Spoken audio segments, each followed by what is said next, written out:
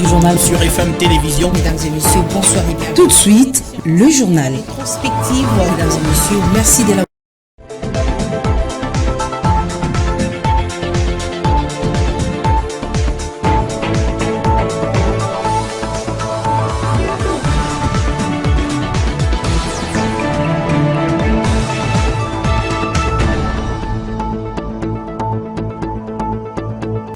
Bonsoir mesdames et messieurs, bienvenue dans cette édition d'information sur FM Télévision pour vous informer. Le sang a coulé à nouveau à Irumu dans la province de l'Ituri. Le mardi dernier, 4 personnes ont été tuées dans une attaque de la milice Mai Mai. La société civile plaide pour le renforcement de l'effectif militaire dans cette zone. On écoute Gilles Gotabo, président de la société civile d'Irumu. Je le confirme, oui, je le confirme parce que présentement, depuis l'avant-hier, je suis hier, je suis au moins à 15 km de cette attaque. D'ailleurs, dans toute la matinée, la population environnante a suivi ces coups de détonation des armes légères et lourdes. Le bilan, donc, il y a eu attaque entre les Mai Mai et les éléments de Chinatuna. Donc, le bilan revient à 4 personnes tuées et 2 personnes blessées. Et pour le moment, ces deux personnes sont vraiment dans un soin très approprié au centre médical de Nyankoulé. Pour que la paix revienne, il faut d'abord, dans un premier temps, le dialogue entre les parties prenantes, c'est-à-dire le frère Nande et le frère Leste. Donc, il faut le dialogue. Et après le dialogue, il faut renforcer l'effectif militaire dans cette zone-là. Parlons du procès d'Edouard Mwanga Chouchou. Une nouvelle audience s'est tenue le mardi après comparution à titre de renseignement de 2 anciens et l'actuel commissaire provincial de la police au Nord Kivu. Le ministère public conclut à une négligence coupable dans leur commandement. Ania Koli.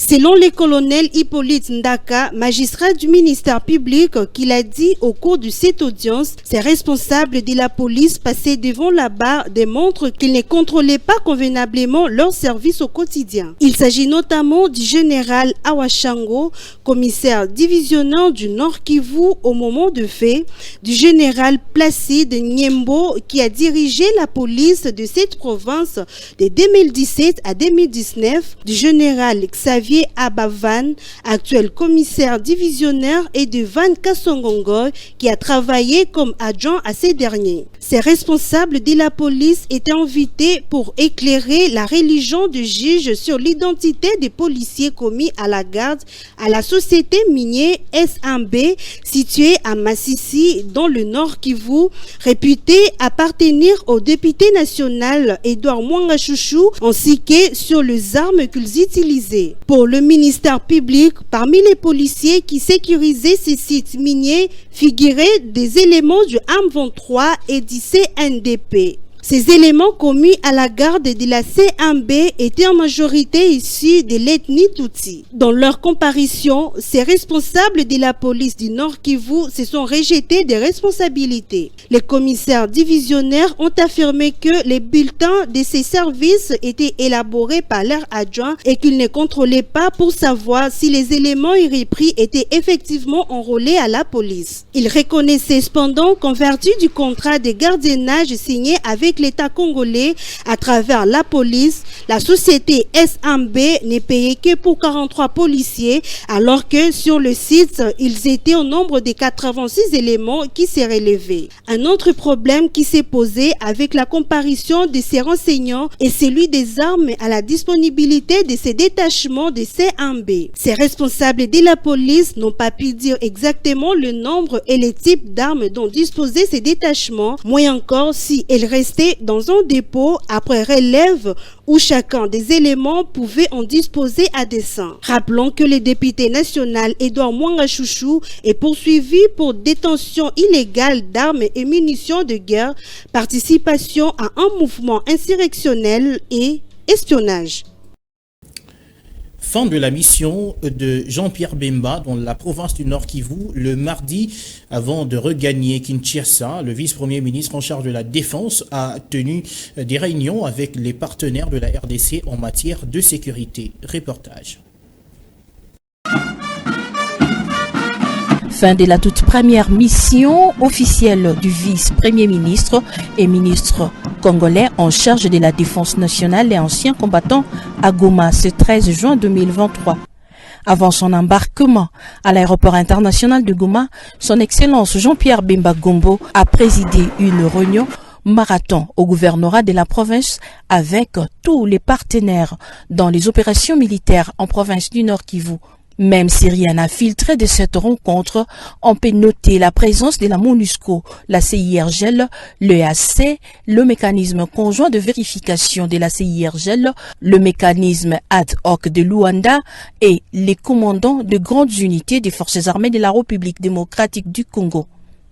Exceptionnellement, ce 13 juin 2023, le ministre de la Défense nationale a échangé avec les responsables de confessions religieuses qui affirment que sa présence en ville touristique de Goma booste leurs espoirs, dixit l'évêque Joël Amourani. Ce que nous recherchons en tant que confession religieuse, c'est le retour de la paix. Sans la paix, on ne peut pas prêcher. Sans la paix, il n'y a pas de culte. Sans la paix, il n'y a pas vraiment du travail. Alors nous lui avons demandé, parce que c'est dans ses attributions, de peser de tout son poids afin que la guerre prenne fin dans toute l'étendue de notre province du Nord Kivu. Sa réaction vraiment été positive. Il nous a promis qu'il va s'y mettre au travail et nous croyons que vraiment avec Dieu la paix est déjà là. C'est un homme qui a les soucis non seulement du développement mais surtout les soucis de voir les pays vivre en paix. La veille de son départ pour Kinshasa, le ministre de la Défense nationale avait visité les lignes physiques de front à Kibumba en territoire de Nyiragongo et à Lupango dans le territoire de Massissi. Jean-Pierre Bemba Gombo avait également visité le centre de formation militaire de Mubambiro. Elles ont 14 ans et 16 ans, mais sont déjà mères. Ça se passe à Massina, dans le quartier Mfumunsuka, où le phénomène fille-mère est dans son apogée. On le voit dans ce reportage de Sarah Mouizou et Enoch Mafuka. Dans ces quartiers, le phénomène fille-mère règne en maître. Et ces filles qui ont 14 et 16 ans disent avoir des raisons qui les poussent à mettre au monde à fleur d'âge. Le sayanga botaka ba difficulté à vie. Utali nanda ko lo ezate. Eso okia msuba mafuta banyelo nanda ko moya ba peso ezate. Aonde sayanga bota. Bota bimili bana na lukango aone na boti. Elo tinanga ki obota pona kutana mo mbali mobe. La plupart d'entre elles vivent encore chez leurs membres de la famille qui les prennent en charge avec leurs enfants. La personne qui est punition na benga na keme bato pesa conseil habité zongi seka ka poza leki nao ya wana zongi seki na ki paka mwana ala ndela ka so mwana. Pourtant, ces filles de 14 et 16 ans qui mettent au monde avant l'âge requis courent de grands dangers et risques, comme les dénonce cette infirmière. Il y a 2 filles déjà qui viennent d'accoucher à l'âge de 14 ans, entre 14 ans et 16 ans. Bon, normalement, ce sont d'abord des âges à haut risque. Les autres passent souvent dans les césariennes. Il faut dire, c'est la vie sociale qui est en danger. Ces phénomènes filles-mères ont beaucoup d'effets négatifs, selon un sociologue. C'est la situation sociale. Cette situation, nous la voyons de deux côtés. Le premier côté, c'est l'éducation. Avant l'an 2000 ans, à travers le monde, on a pu dénombrer 2 milliards d'analphabètes. C'est qu'avant d'atteindre le 3e millénaire, il y aura beaucoup d'analphabètes dans notre pays. La jeunesse est l'avenir de demain. Si cette jeunesse est détruite, l'avenir sera aussi détruit. Il fait froid le matin comme le soir. Tous ces derniers jours, c'est donc la saison sèche à Kinshasa. Mais il fait beau, même s'il fait beau pendant cette période, les maladies saisonnières rôdent également autour des ménages. On en parle dans ce reportage de Blaise Ngongo et Samuel Ilunga. La fraîcheur observée chaque matin et soir, La poussière due à l'absence de la pluie, mais aussi le changement de tenue dans les rues de Kinshasa, voilà ce qui caractérise la saison sèche. Mais seulement, elle entraîne également des problèmes sanitaires. Pour des pérites, il se sent gêné dans la peau, il se gratte ici et là dans le corps. Parfois, il se présente avec des lésions de grattage. Il y en a qui viennent nous voir avec la toux. Il y en a qui viennent avec les nez qui coulent déjà. Pendant cette période, toutes les catégories de personnes sont exposées à des maladies. Hommes, femmes, jeunes et vieux, mais beaucoup plus les enfants. C'est une maladie. Je l'avais bien protégée, mais c'est la période où nous sommes de la saison sèche qui vient avec tant de maladies. C'est pourquoi il est tombé malade. Nous devons protéger les enfants pendant cette période contre les poussières. D'autre part, les personnes souffrant notamment de rhumatisme éprouvent plus de difficultés pendant cette saison. Pendant la saison sèche, nous qui souffrons de rhumatisme, on souffre beaucoup plus de douleurs intenses, surtout sur les articulations. Les précautions que les médecins nous ont données sont entre autres de bien se couvrir avec des couvertures lourdes. Prendre quelques mesures qui s'imposent pour se protéger durant ce moment, c'est ce que recommandent les médecins. Le froid intensifie la douleur en cas de rhumatisme. Évitez le froid, surtout évitez le froid. Mon conseil est que les mamans doivent bien protéger nos enfants, surtout les petits-enfants, contre le froid. Pour rappel, selon les experts, ce changement climatique va du 15 mai au 15 août. Parlons à présent de la pénurie d'eau dans certains coins de la capitale, dans la commune de Kisanso par exemple. Les habitants du quartier Mboukou dénoncent l'abandon de la Régie des eaux au sujet de leur calvaire de manque d'eau criant. Leur seul refuge, c'est les eaux de forage. Reportage Pierre Kouloumissa et Rabi Fouka. Cet tuyau n'est pas celui de la Régie des eaux, mais du forage. Depuis belle lurette, les habitants du quartier Mboukou n'ont pas vu de leurs yeux l'eau provenant de la Régie des eaux, mais ne vivent que de l'eau des forages créée par la fondation qui distribue de l'eau dans différentes avenues. Nous n'avons pas d'eau. Ça fait longtemps qu'on avait l'eau de la Régie des eaux, mais qui n'existe plus maintenant. Les robinets ne sont que des échantillons dans des parcelles. Vous pouvez être même le 17e journaliste qui arrive ici. Parlons de ces problèmes d'eau, mais aucune action n'est posée à ces propos. Au regard des heures fixées par les responsables du forage pour la distribution d'eau, certains sortent le matin sans pour autant la puiser. Suite à cette souffrance, certains réclament l'eau de la Régie des eaux, celle du forage nécessitant des moyens financiers chaque jour, car un bidon coûte 150 francs congolais. Nous avons besoin de la Régie des eaux pour que chacun ait son robinet dans la parcelle. Cela lui facilitera la tâche, qu'il ait de l'argent ou pas, à ouvrir sa pompe et s'approvisionner en eau pour payer à la fin du mois. Pourtant, quelques habitants de la zone disent avoir été déjà entendus par plusieurs autorités et la presse, mais en vain. Pour rappel, le directeur général de la Régie des eaux, David Chulumba, avait annoncé récemment que la desserte en eau potable s'est améliorée à près de 70% à Kinshasa. Et puis en plus bref, bon signe pour la RDC, les Léopards ont battu les crânes de l'Ouganda 1-0 en amical, une rencontre en perspective de la 5e journée des éliminatoires CAN 2023 en Côte d'Ivoire. Les détails, c'est dans nos prochaines éditions. Et puis la RDC sera-t-elle prête pour organiser les 9e Jeux de la francophonie? Cette question se trouve encore sur toutes les lèvres à quelques mois de sa tenue. Mais au ministère des Sports, on est rassurant. Je vous propose de suivre le directeur de cabinet du ministre des Sports, Xeno Kabamba. Il est l'invité de l'entretien du journal et répond aux questions de Lionel Ngolo.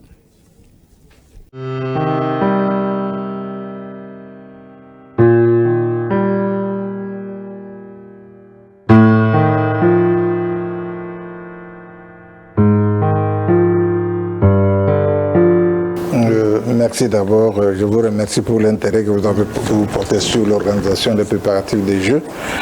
Je voudrais à ce niveau ici vous parler de la participation plutôt de la RDC à ces Jeux, à la 9e édition des Jeux de la francophonie.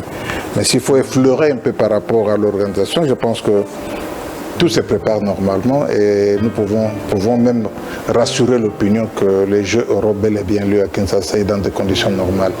Parce que le gouvernement a mis les moyens, on est en train de matérialiser la volonté du chef de l'État pour que ces Jeux puissent avoir lieu.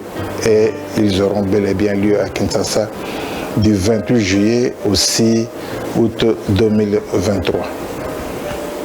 Nous avons déjà un grand nombre de pays qui ont souscrit à ces Jeux et la RDC va aussi participer dans les 3 disciplines sportives sélectionnées par le Comité international des Jeux de la francophonie, ainsi qu'en ce qui concerne le concours et les épreuves culturelles aussi programmées par le Comité international des Jeux.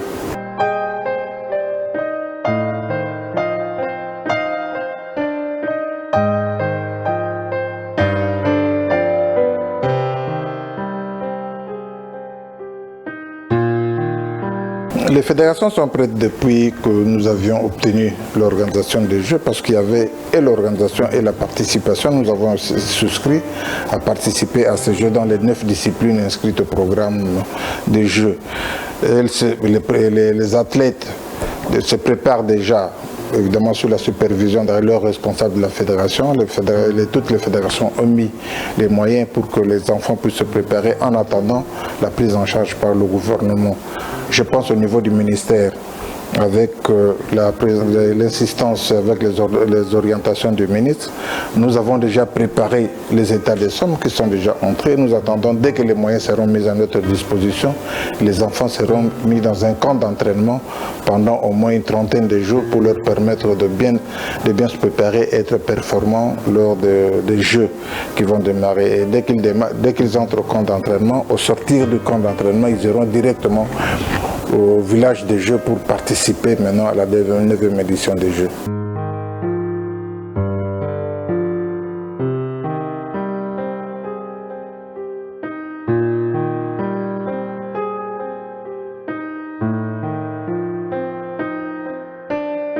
Mais moi je pense qu'à travers le sport congolais, nous voyons d'abord la jeunesse congolaise qui va gagner énormément parce que là nous aurons des infrastructures que nous n'avons jamais eues dans notre pays.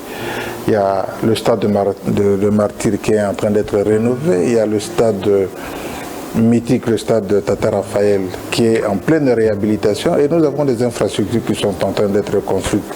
Par exemple, le village des Jeux qu'on construit au niveau du stade de Tata Raphaël, ça peut accueillir 3000 personnes. Donc ça nous permettra, lorsque nous voulons organiser des grandes compétitions, des grands événements sportifs, d'avoir déjà un cadre d'accueil pour le logement, l'hébergement et la restauration de ceux qui voudront participer à tout événement que nous pourrons organiser. Et là, nous envisageons déjà, après les Jeux organisés, les Jeux congolais pour permettre aux enfants de se préparer pour participer aux Jeux africains du mois de mars de l'année prochaine. Et vous voyez qu'avec tout cela, nous avons maintenant des cadres qu'il faut pour l'organisation des compétitions, même internationales, pour les judo, la lutte et même le tennis de table. Le basket, le stadium est rénové. Nous avons maintenant 2 gymnases qui peuvent accueillir des compétitions de manière simultanée et permettre aussi au public de se trouver dans des conditions normales, même autant que les athlètes qui vont participer aux différentes compétitions que nous aurons organisées. C'est ça le grand acquis de 9e Jeux de la francophonie. C'est un legs important que le pays pourra bénéficier de cette 9e édition des Jeux que nous allons accueillir cette année.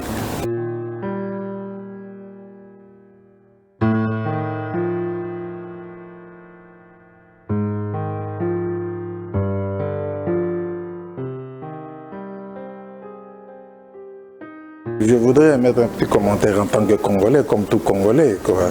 Non seulement parce que je suis côté du ministre, mais surtout en tant que Congolais. Le souhait que nous puissions gagner ce match. Je pense que le gouvernement a mis tous les moyens à la disposition de l'équipe nationale pour que les athlètes puissent se préparer dans des conditions normales, qu'ils puissent avoir le moral haut, afin que le match soit abordé avec un moral haut, un moral au zénith, tel qu'on dit, pour que nous puissions gagner ce match. Ce match est très important. Il suffirait seulement d'une victoire pour nous permettre de prétendre à une bonne position pouvant nous permettre d'être qualifiés pour la phase finale qui va se jouer en Côte d'Ivoire l'année prochaine. Les moyens sont mis à la disposition des athlètes. Au moment où nous parlons, je pense que le ministre l'avait déjà annoncé même au Parlement, que les athlètes, leurs comptes sont déjà accrédités et donc pour le moment vous pouvez vous tranquilliser. L'équipe est déjà au Cameroun où elle va jouer le mercredi contre l'Ouganda, match amical. Et je pense que toutes les dispositions sont prises pour que nous puissions réellement bien aborder ce match et éventuellement le gagner.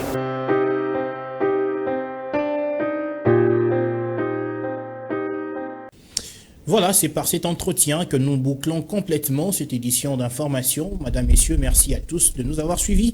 D'ici là, portez-vous bien.